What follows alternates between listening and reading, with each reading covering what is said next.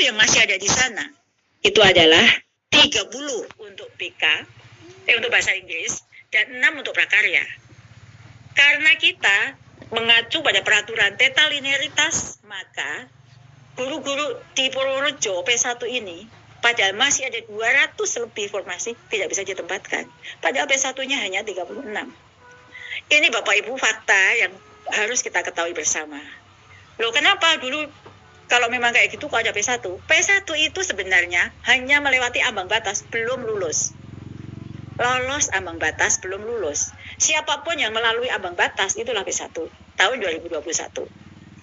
Saya lanjutkan Bapak Ibu, mengapa ada formasi yang kosong, ada formasi yang tidak ada pendaftarnya di daerah timur, tadi yang datang ke sini semuanya. Kelulusan pelamar umum sedikit, jumlah ketersediaan formasi tidak sesuai dengan jenis mata pelajarannya. Ini adalah distribusi daerah-daerah formasi yang tersisa dari hasil seleksi ini. Berapa yang paling banyak? 20 besar formasi yang tidak terserap. Ada tempatnya, tidak ada gurunya. Guru kelas, guru penjaspek, guru kelas paling banyak. Itu urutan sampai 20 besar. Yang terakhir IPS. Di mana daerah-daerah yang tidak terserap, makin ke bawah ini adalah daerah timur. Misalnya Papua ini paling banyak. Papua Barat, di atasnya Maluku Utara. Lalu di mana ada sisa formasi yang besar yang tidak terserap, kota besar, Jawa Tengah 2.400, Jawa Timur 2.400. Kemudian ada lagi yang mencapai angka 7.000. Dari mana ya? Ada yang angkanya 4.000, ini adalah 4.000, ini adalah Kepri, 7.000 itu adalah Sulsel. Ini Bapak Ibu, data kami terbuka. Jadi jika Bapak datang ke kami baik-baik, apapun yang Bapak Ibu minta akan kami kasih. Ini sudah ada, baru saja datang dengan berbagai permasalahan, wah marah-marah, izin boleh nggak dicek ke bagian data. Sekarang baru tahu bahwa sebenarnya bukan seperti yang ada dalam pikiran mereka masing-masing. Nah Bapak Ibu, inilah saya sampaikan penempatan guru lulus passing grade. Ini adalah 193. Ini adalah usulan yang Pemda, tapi kami bisa optimalisasi dengan berbagai cara. Ini dapatlah 882. Lalu ini ada menyisakan pekerjaan rumah Bapak Ibu, 62.645 P1 yang belum dapat ditempatkan. Kami menghitung jika formasi diusulkan Pemda penuh, itu ada 45.307 yang akan dapat penempatan tahun ini, tahun 2023 ini. Tapi kami perlu koordinasi dengan Pemda dan kami minta bantuan Bapak Ibu semuanya, pengurus PGRI yang mulia. Nah, karena masih ada 17.382 yang berdasarkan data pemetaan kami, ini tidak terserap, maka sekarang kami sedang bekerja untuk menyesuaikan peta linearitas biar lebih fleksibel. Jadi misalnya sekarang kami sudah menyusun bahasa Inggris linear dengan SD. Maka nanti guru bahasa Inggris yang tadi banyak yang belum terserap bisa menjadi guru kelas sesi. Ini kami sedang pikirkan supaya 17.000 ini juga bisa terserap habis di tahun ini.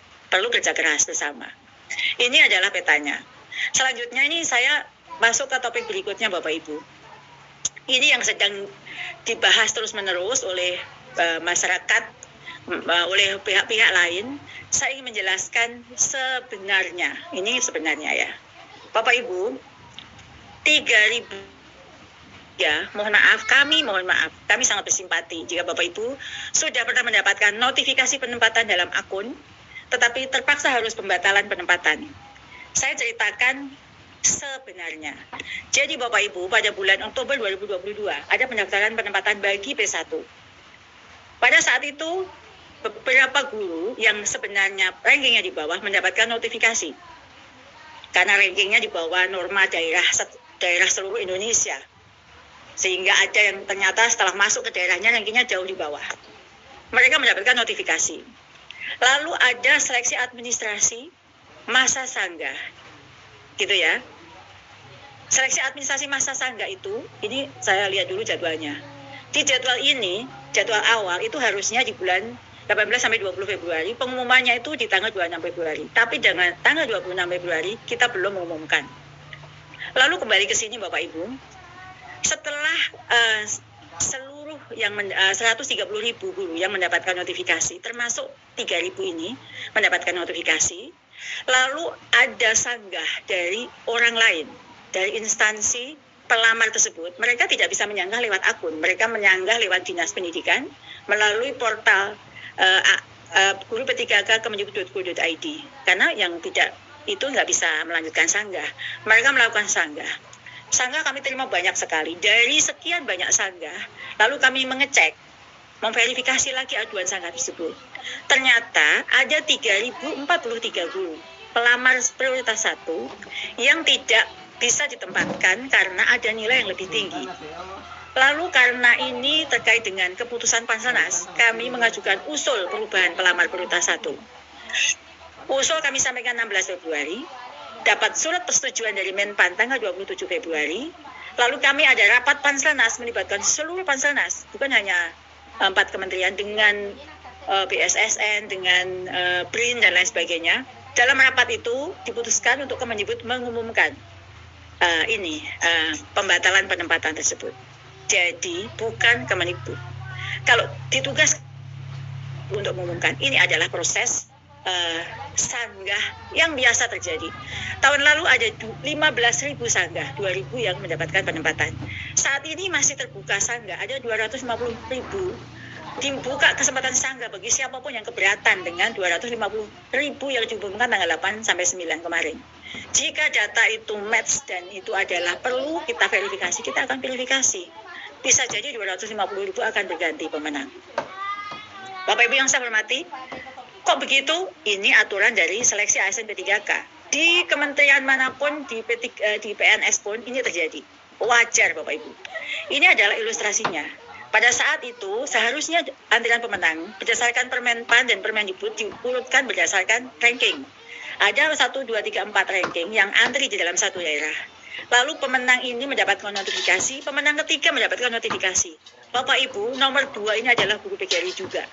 Dia adalah bagian P1. Jadi bukan Bapak Ibu yang mendapatkan notifikasi lalu batal yang terdolimi. Tetapi jika sampai guru yang nilainya lebih tinggi ini tidak mendapatkan, kita tidak berupaya untuk membetulkan siapa yang lebih terdolimi. Karena memang yang 3.043 ini belum berhak saat ini, hanya soal waktu. Sehingga akhirnya seharusnya guru 2 ini yang menduduki posisi yang tadi diumumkan. Lalu kami harus mengumumkan, mohon maaf, inilah fakta. Karena jika tidak diumumkan, Panselnas yang akan mendapatkan permasalahan di belakang hari. Bapak Ibu yang saya hormati, kemarin tanggal 10 Maret audiensi. Yang kemarin jadi narasumber Bu Dewi Nur Puspitasari, Pak Apen Sodikin, dia sudah tahu persis, sudah mendapatkan jawaban saya.